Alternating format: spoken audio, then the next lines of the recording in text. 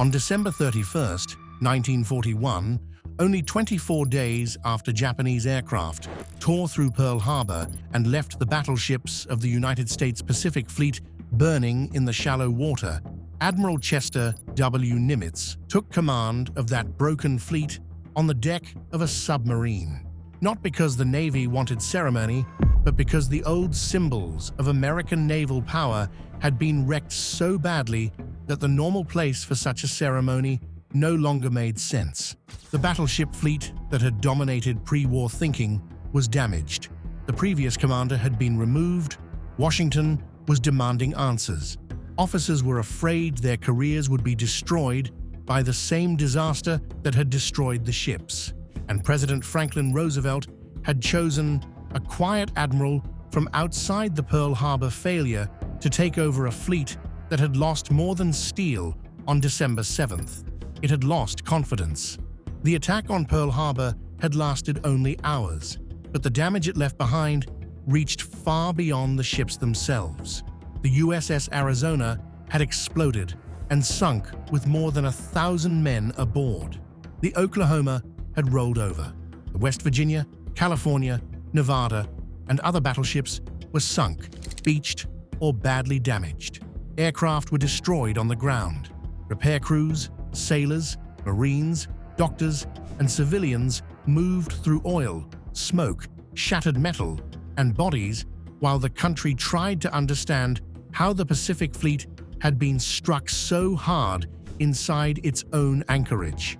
For the public, the question was simple and furious. How had this happened? For the Navy, the question was even more dangerous, because if the answer became only a search for a guilty man, the institution might spend the first months of the war fighting itself instead of Japan.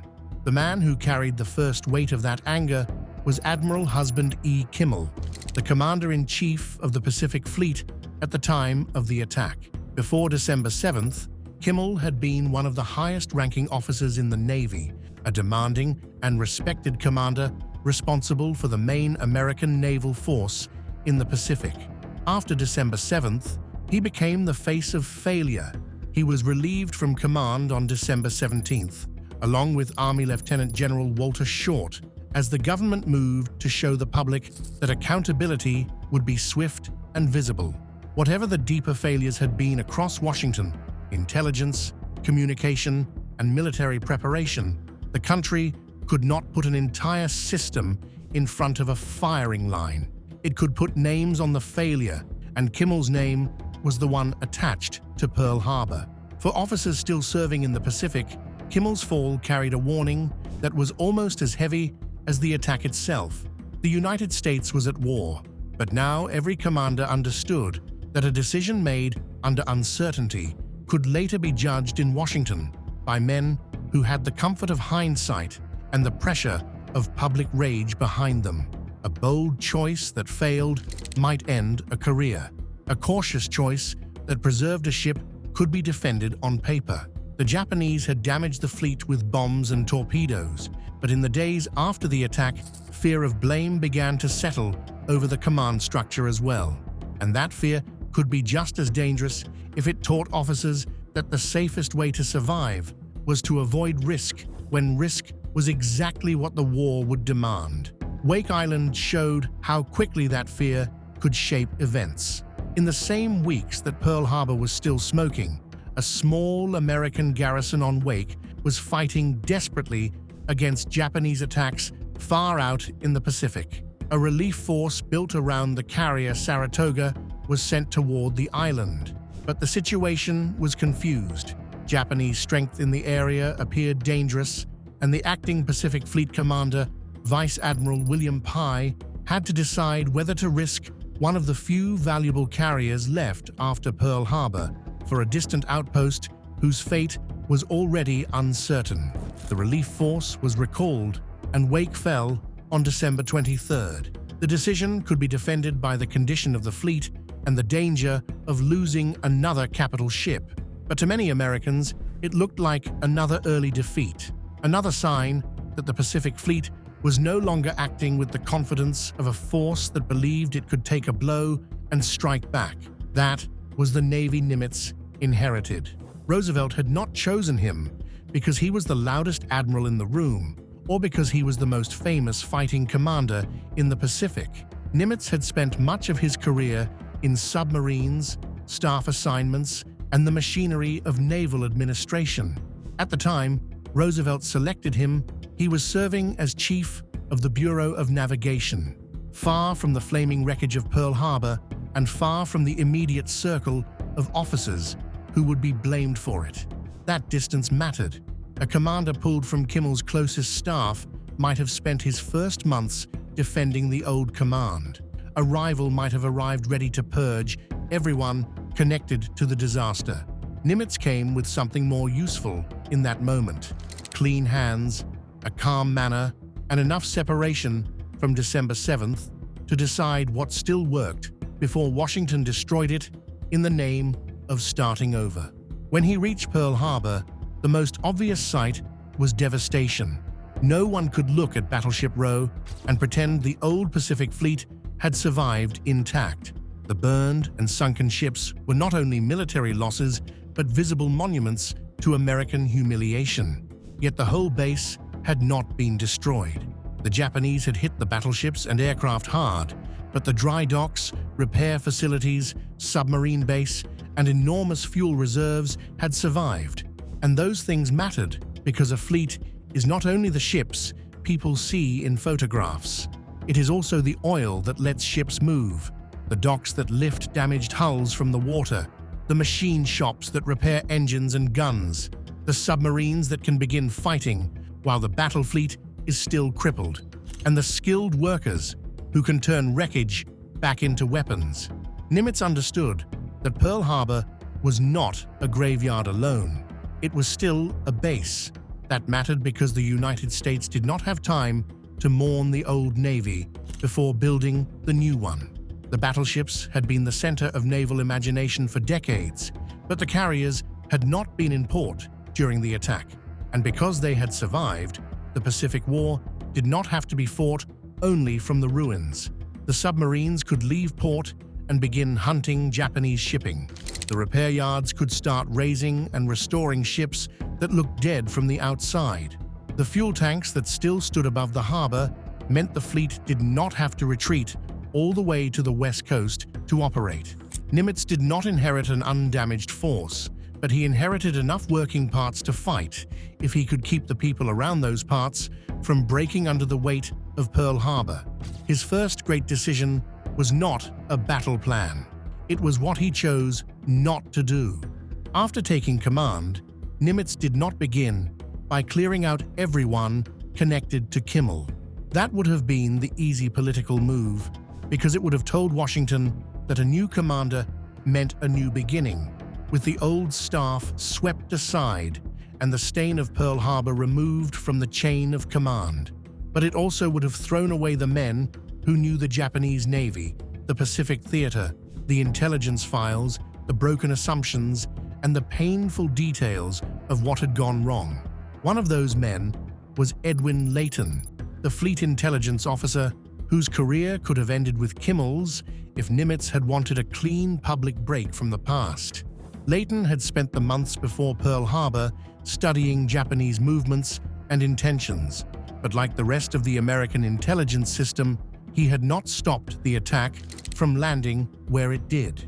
In the climate after December 7th, that failure could have been enough to finish him.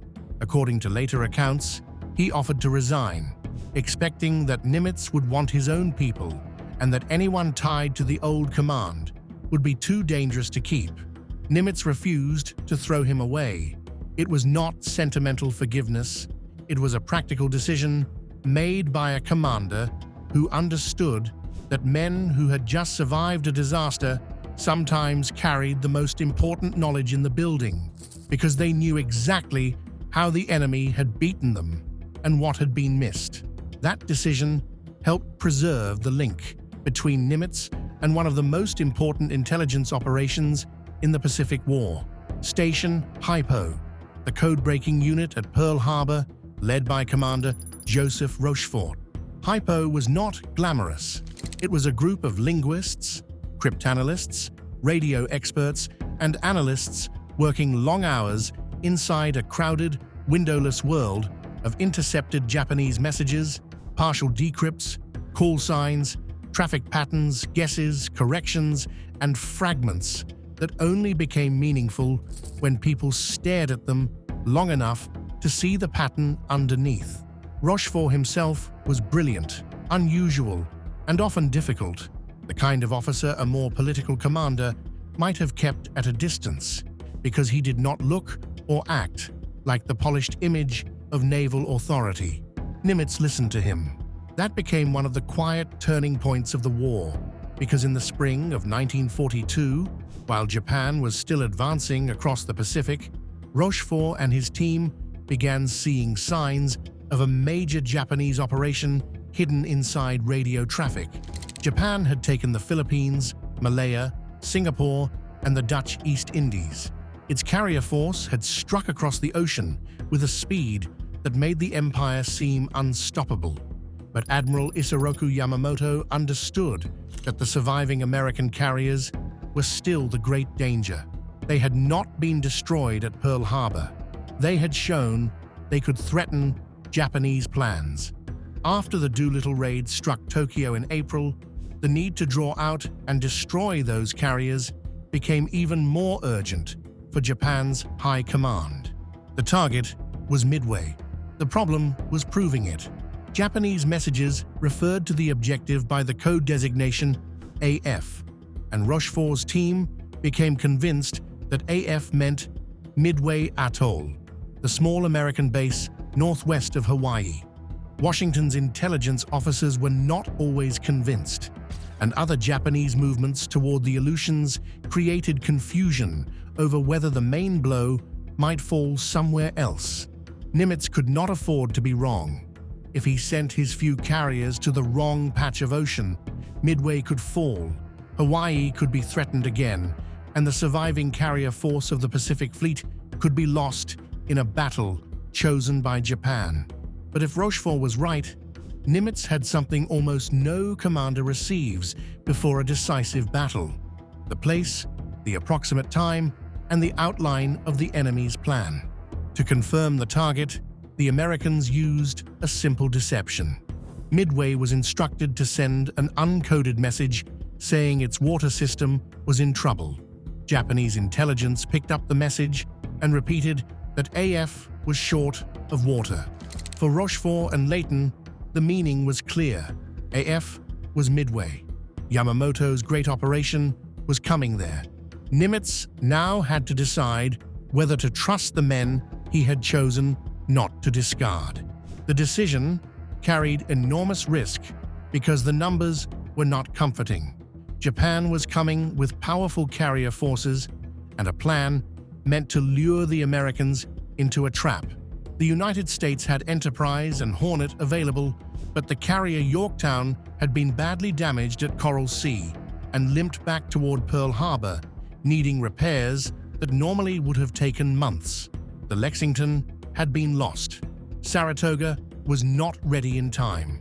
Halsey, the aggressive carrier admiral, whose name had become tied to early American defiance, was too ill to command. In another kind of navy, under another kind of commander, those facts might have produced caution, delay, or a defensive split of forces to satisfy every possible threat. Nimitz chose to concentrate what he had. Before he could do that, he needed Yorktown. When the damaged carrier reached Pearl Harbor near the end of May 1942, she was still carrying the wounds of Coral Sea. A bomb had torn through her decks, fires had damaged internal spaces, seams were opened, systems were broken, and the professional repair estimate ran far beyond the time Nimitz had left. A normal repair would have taken around 90 days. Nimitz did not have 90 days because Japanese forces were already moving toward Midway, and the battle that could decide the direction of the Pacific War was not waiting for the shipyard schedule. The order was simple. Yorktown had to be ready in 3 days. What followed was not a proper restoration. It was emergency surgery on a warship that only needed to survive long enough to fight one more battle. More than 1,000 workers and sailors swarmed over the carrier in dry dock, cutting, welding, patching, reinforcing, and making only the repairs that mattered for immediate combat. They did not make her whole. They made her usable. Plates were welded over damage, systems were patched. Crews worked without the usual rhythm of rest because the ship was no longer just a ship. She was 1/3 of the striking power Nimitz needed for Midway, and every hour she remained in dry dock was an hour Japan's fleet moved closer. Yorktown sailed. The repair was only one part of the gamble. Nimitz also had to choose the men who would command the carriers. With Halsey unavailable, he accepted Halsey's recommendation and placed Rear Admiral Raymond Spruance in command of Enterprise and Hornet.